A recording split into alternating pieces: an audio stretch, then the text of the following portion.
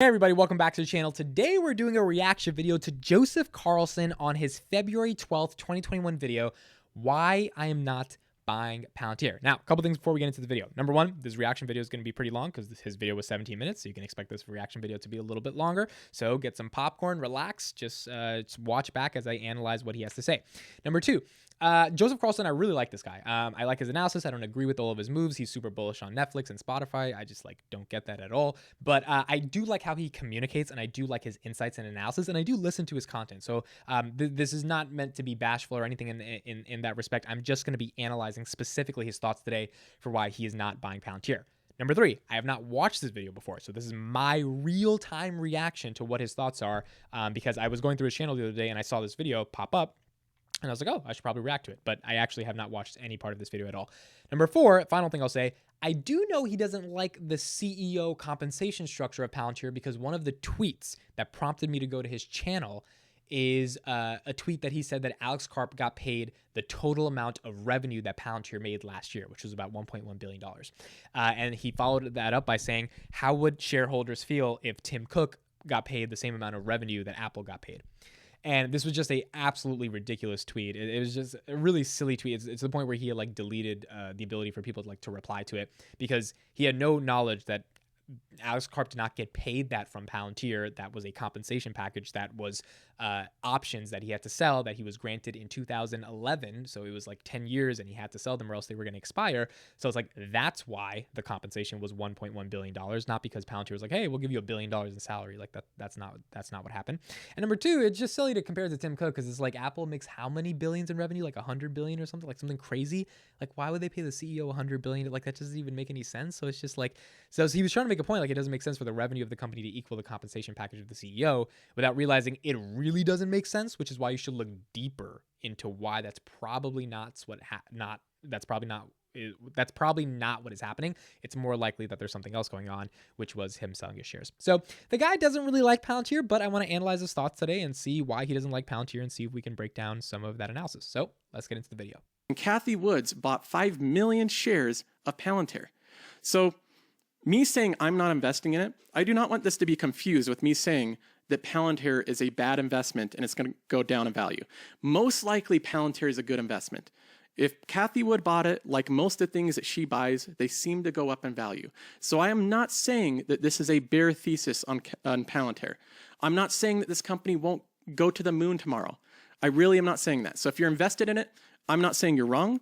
I'm just explaining the reasons I'm not invested in it. Now, if you want to invest in everything Cathie Wood buys, if this is the primary reason that you buy something is because Cathie Wood buys it, just buy your ETFs. That's such an easier solution. She gets a payment for actually managing your portfolio, which is probably well-deserved seeing her returns. But that way you don't have to actually go through and look at what she's buying. You can just invest with her and she'll manage your money for you. So that's obviously not my strategy. If I wanted to buy every company that Cathie Wood buys, I would just buy ARK Invest. And I think that you should if that's your strategy. But clearly that's not mine. I'm looking for companies that I want to invest in. And sometimes there's a good overlap with Cathie Wood. I look at what she invests in and I see if I agree with her thesis on it. But sometimes I'm not following her into it. And if I did, again, just buy ARK Invest if that's your plan. Now we have the second pro, which is its data. Data is like the hot commodity right now. Data is worth a lot of money. You see companies like Google and Facebook that make fortunes off of data. And Palantir works with data with companies. Specifically, they go into governments and they go into large businesses that have enormous amounts of data and they can't make sense of it. And then Palantir has an operating system and a team that goes through and filters the data and synthesizes it and forms it into something more beautiful and useful for the company. That's basically what Palantir does. That's a pretty good description of Palantir, to be honest. For people who say Palantir is so complicated, I'm just it might be if you really don't want to just sit down for 2 seconds and listen to what he just said. But there's a ton of data. They go in, they scoop it all up, and they bring you something that looks much more prettier and is influenced by all the data that you have. So it's not that complicated at the end of the day. It's actually pretty simple. All three great things. So far I'm liking the company. Let's go ahead and look at the cons and the All right, again, I have not watched this before, so this is going to be interesting. We are going to see what does he not like about good old Palantir. Reasons that I have not yet initiated a position. Now, if I look at the first con, this one is by far the most significant. It's confusing and complex. That's basically it. It is a confusing company. And you might say, oh, it's very simple. Nobody can convince me that Palantir is a simple investment. There's articles like this where Palantir valuation opening the black box, I think this describes it accurately. Palantir is a black box. It's a confusing company to invest in. And if I go over to my investments, again, we look at what I outline as things that I look for in my investments, and convenient, easy, and simple is one of them. I look at my investments. Google, it's very easy to understand what Google does. Netflix, it's considered one of the most simple companies in the world. Same with DoorDash. All it does is make food go from a restaurant and appear on your doorstep. Simply explained, that's all it does. Palantir is a black box. Its finances are confusing. Its sales funnel are confusing. Its whole process of going through and synthesizing data is confusing. Nobody can sit here and tell me that you understand all the aspects of Palantir's business. I really don't believe you. I think that you can do studying and kind of learn about it, but unless you're like an employee there, I don't think that you're really understanding fully what you're investing in. And for me, that's a red flag, because most of the times that I've lost money in investments or I'm not confident with my investments, it's because it's not a simple investment. It's very complex. All right, so let's talk about that. Now, I can't blame him that much for that. His thesis is pretty obvious, right? It's just like, look, I kind of get what they do. I don't really understand what they do. So for me to sleep well at night with my investment, if Palantir drops 60, 70%, which it has, I need to be able to go to sleep at night knowing I don't want to panic sell, because I know at the end of the day what they do. So with Netflix, he's like, I know people will keep watching movies and shows, and like Netflix just has to have good content. So even if Netflix drops, which Joseph Carlson actually started buying Netflix really high, like that really high 600, 670, 680, 690s, and it's obviously dropped a lot, and he's been dollar cost averaging, but he feels comfortable dollar cost averaging because he knows what Netflix does, right? So he's fine to buy it in the 400s or whatever. I understand that thesis and I can get it. And I also get his analysis that like you can study the company, but you don't really understand the company unless you're an employee, all that stuff.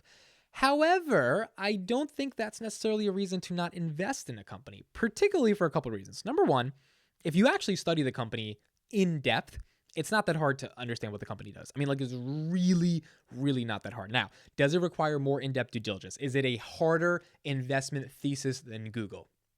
Yes, I will give you that. It is a harder investment thesis than Google. Does Google have the room to grow given it's at a $2-something trillion market cap versus Palantir at a $30 billion market cap? No, Palantir has a much, much more higher growth potential given that Palantir could one day be as big as Google. So the delta in terms of the growth potential is obviously there, which means the trade-off in terms of the amount of analysis and time you have to spend to try to understand the company will be substantially bigger. That's true. You can't just say that you can't invest in the company because you don't know what they do because you haven't done the research for it. Now, his argument is like, well, you can do some of the research, but you don't fully understand it. I would say you're correct to like a very small degree. Like, yeah, I'm not in the company. I haven't literally used the product. I can't see it from that close of an intimate angle. But the amount of research that I've done about this company makes me feel very confident at night. The amount of people that I've talked to, the community that I mean, like, so Sachin Sharma, you guys have probably known him on this channel. I did a podcast with him. This guy's like a private investor in SpaceX. That's how I always introduce him. I think like that gives him a little bit of credibility, even though he's been investing for 25 years. He's a really dope guy. He understands the markets. And he talked to a lot of people before he made his investment in Palantir.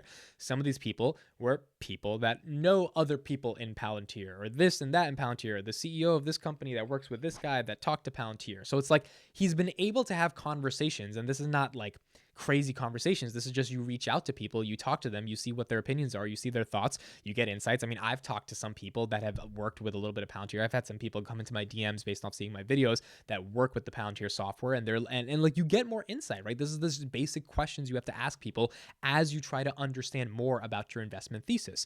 Outside of just talking to people, which, yeah, it's harder to do, but if you join communities, you join Twitter groups and Facebook groups, like information spreads. It's not that hard to find information.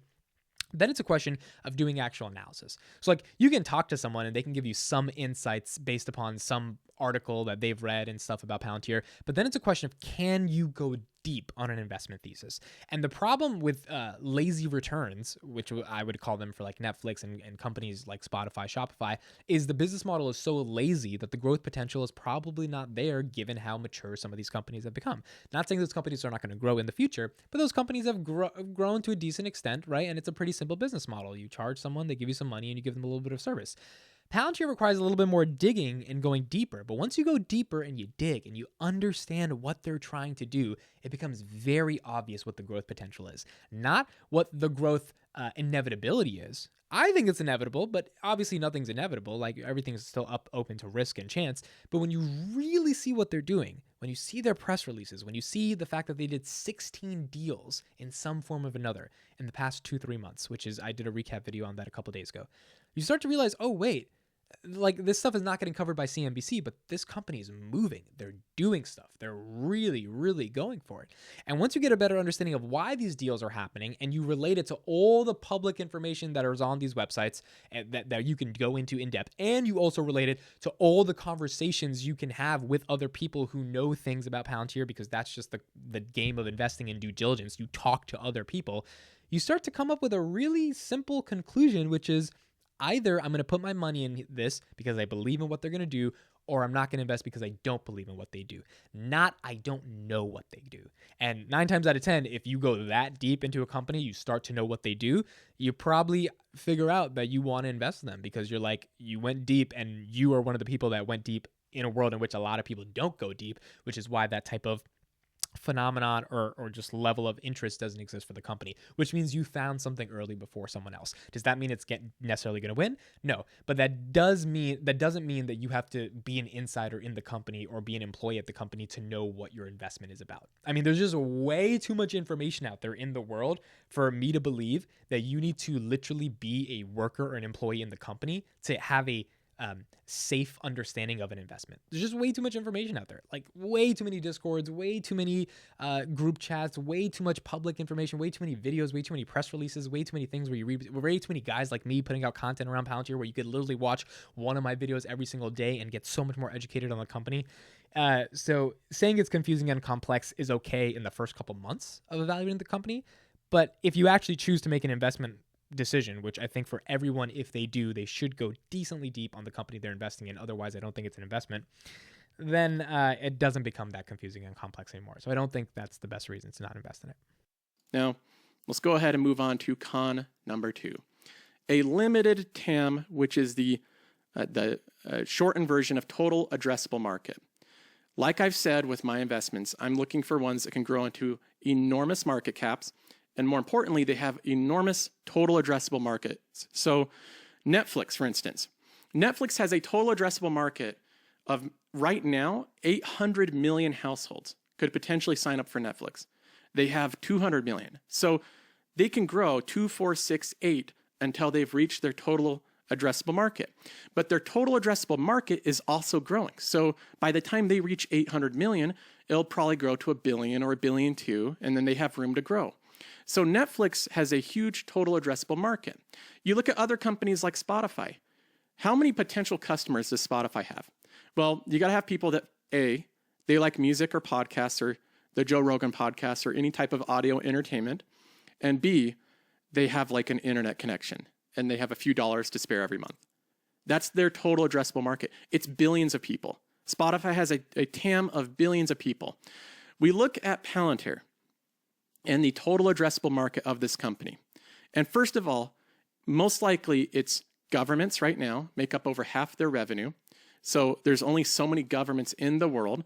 And then out of the governments in the world, Palantir is not going to be doing business with North Korea. They're probably not going to be doing business with China because they're considered economic and political and adversarial to some extent, even rivalries between different countries. And I don't think the U.S. government would appreciate Palantir doing business with both the U.S. government and China, or the U.S. government and North Korea, or any other country that's considered somewhat on shaky ground with the U.S.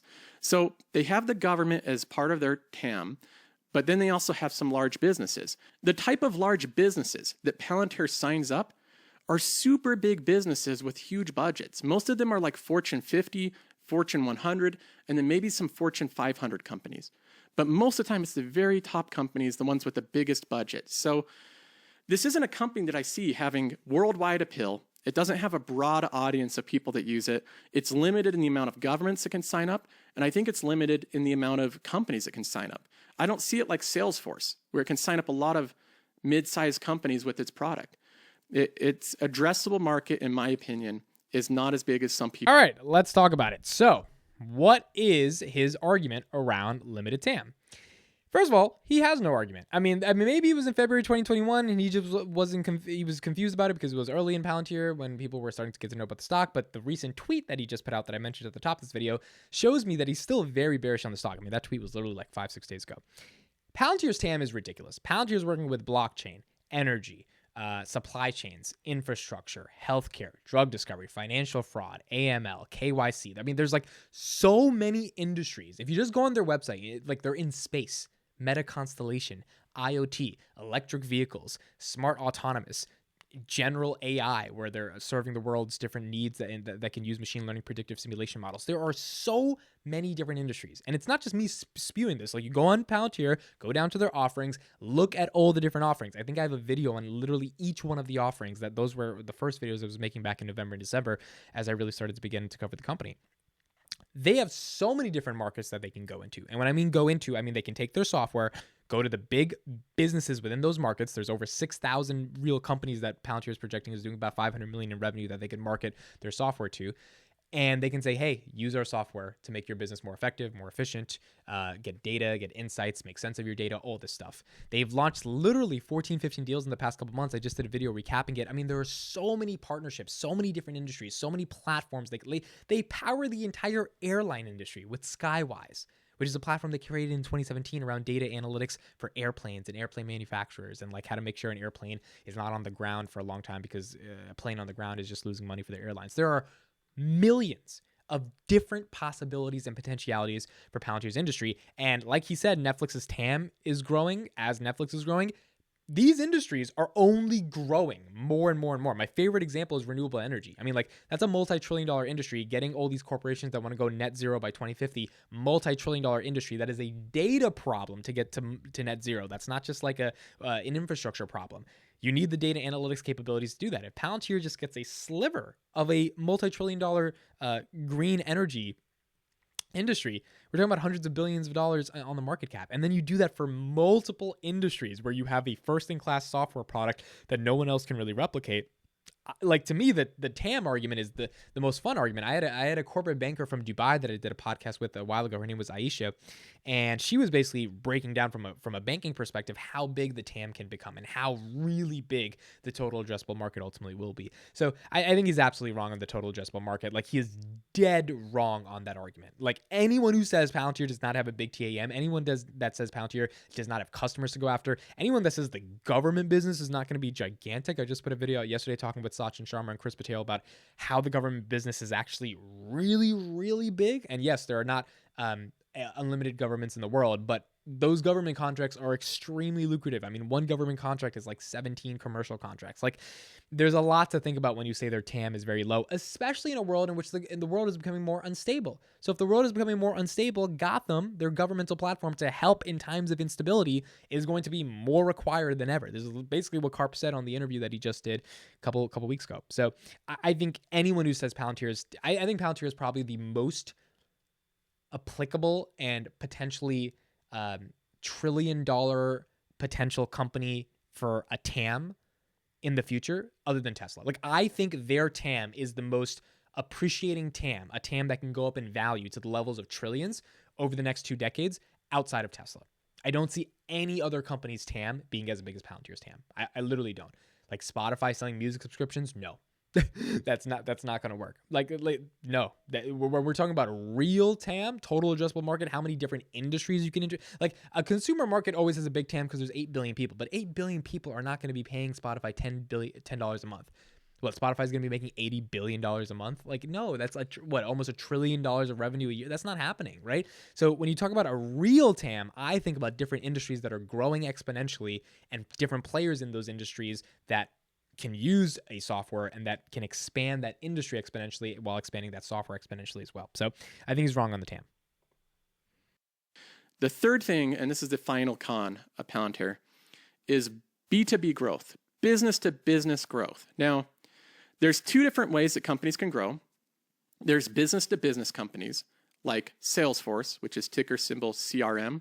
And then there's organic growth like Netflix or Spotify, where they do not have a corporate sales team to sell their product. You hear about it word of mouth. When I look at my portfolio, let's take a look at this. We can look at all the holdings I have. Look at Google. Does YouTube ever call you and say, hey, we just started this product, or we have this product called YouTube, and we want you to sign up for it, so we need to advertise to you? No, they're never going to come knocking on your door to tell you about YouTube. They're never going to take ad space out for anything. They don't have to advertise on cable TV. YouTube spreads organically. The reason that you're on YouTube right now watching this video is just because you found out about YouTube either through a video that was shared from you or somebody else told you about it. That's basically how YouTube spreads, not through a corporate sales funnel. You look at Netflix. Netflix might have a marketing team, but they don't have to go and sell their product to each individual that signs up for it. People seek out Netflix once they watch a trailer on YouTube about a good series, or they hear about it from a friend. That is organic growth. Netflix doesn't have to pump billions and billions of dollars into marketing in order to sell their product and gain millions of customers. The customers act as salespeople. The same thing with DoorDash. You're at a friend's house, or they're at your house, and you order DoorDash and the food arrives and they say, hey, what was that? Somebody just delivered you food? Yeah, you just download the app and then you can do that. Boom, you have sold the product for them. You're not paid to do it, but you sold the product. And of course, these companies do have marketing teams. Like DoorDash did a Super Bowl commercial, right? But that's not the same. They promote their product and they do some marketing, but the actual sales funnel is organic. People spreading the product through person. And that defines most of the companies I invest in. There are a couple outliers. We have companies like Salesforce. They rely on a sales team, and they have to go out and go through the sales funnel. So the only time I invest in companies that don't have organic growth are companies that I think are so good, so understandable with their product, that I think the pros outweigh the cons. And I give the example of like Salesforce, and then I have CrowdStrike. That's another one that relies on a corporate sales team that's been executing really well. But those are, I think, disadvantages. Like even in CrowdStrike and Salesforce, I think the fact that they have to have this really expensive sales team and marketing team to sell their product, I consider that a significant disadvantage. And I'd much rather find companies that are in the category of organic growth. So when I look at this overall, I see that Palantir has... Okay, that was just a lousy argument. I'm sorry about this, Joseph. I like you, but that was a lousy argument. Like, he basically said B2B growth sucks, B2C is better. That's just not a good argument. He just started comparing Spotify and Netflix, and it's like, okay, I get you're obsessed with this B2C consumer stuff, and it's a good business model. B2C is awesome, but it's like, that doesn't mean B2B is bad, right? So like, I think there's a more legitimate argument for why B2B growth is bad, why it's harder to establish contracts, why the sales funnels are much more difficult, why landing a contract. I mean, he could have mentioned all the things about Palantir. It takes 6 months to get an actual contract. Like, he could have mentioned a lot more things, but he just started to do the comparison to B2C. Look, B2C has a churn problem. I did a video reacting to David Sachs, which is a huge B2B Silicon Valley investor, and his basic argument was like, B2C businesses suck because, like, unless you're Netflix or Spotify, which, by the way, he said Netflix doesn't pump billions of dollars into advertising. Yeah, but they pump billions of dollars at a loss into content. YouTube's a little bit different because YouTube's with Google, right? It's much different, but at a loss. Same thing with Spotify. I mean, they've been promising operating margins for 30% for a while. They haven't gone there yet, primarily because a lot of their profits go back to the record labels paying for content. Right? So it's like, it's very difficult for me to just like give him the argument that, oh, B2C is way better than B2B, because the B2C businesses you're talking about outside of Google and like Facebook have to spend a lot of money to keep their consumers happy to pay that subscription and then get a teensy little margin on that subscription. Now, do they have pricing power? Yes. But that takes a while before you can just change your prices, right? And it's not Amazon Prime level price. I mean, Amazon Prime is giving you a lot of value. Spotify is giving you songs that you can get for free on YouTube after listening to a 5-second ad, right? And now I know there's a whole digital experience with Spotify, algorithms, all that stuff, but you get the point of what I'm trying to say. So B2B growth is not a bad reason to invest in Palantir. In fact, B2B growth is a substantially good reason because that means that their ability to expand into the enterprise and have a sticky business model in which corporations continuously want to use them and become a Salesforce-like type of business, but do 10 times the things that I think Salesforce can do for a business, means that they have a lot of potential to really dominate a business, especially when they're at this price, right? Like if they were B2B and they were at like $150, I would say, yeah, it's not that attractive because it's hard to grow. But when you're at 13, I'm just like, well, to get to 150, it's not the craziest, it's not the hardest, not saying it's not the hardest thing in the world, but like there is a clear path forward and they just have to execute and be a special company while doing that. And then they have a really good chance to ultimately win. So yeah, I mean, that's what he sums it up at the end. His cons are it's confusing and complex. There's limited TAM, B2B growth. Pros are Kathy bought it. Its data has recurring revenue. Ultimately, I think the pros outweigh the cons, but I don't think Joseph knows much about Palantir. I think that's why he's bearish on it. That's why he's tweeting all this like nonsense about Palantir. And again, I like Joseph, but I don't think he gets Palantir yet. And that's fine. I don't get Netflix as much as he gets Netflix, even though I think I do get Netflix, and I really don't think Netflix has that much growth potential, but he likes Netflix, right? So we are allowed to disagree on this, but it's important to have unique and important reasons for disagreement. I ultimately don't think his reasons are necessarily bad. I just don't think they get to the heart of why I would have a bearish thesis on Palantir. Limited TAM, absolutely wrong. B2B growth, yeah, it's not B2C, but there's still a huge potential there as if you're selling to businesses. And it's confusing and complex. I just don't understand because if you actually go and do the due diligence on the company, you'll realize it's not that confusing and not that complex at all. So ultimately, I don't see his bear case really playing out for why he doesn't like Palantir.